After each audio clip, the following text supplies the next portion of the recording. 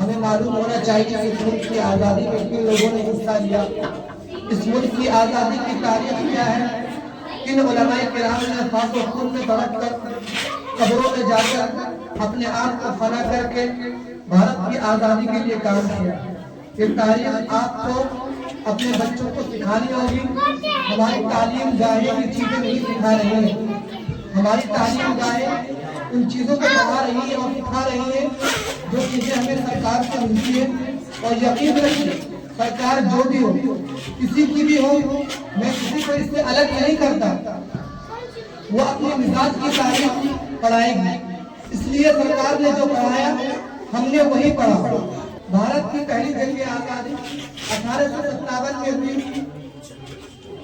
ہم نے یہ بات اپنے بچوں کو سکھائی ہے، حالانکہ بھارت کی جنگ آزادی سب سے پہلی جنگ آزادی سن 1754 میں ہوئی تھی۔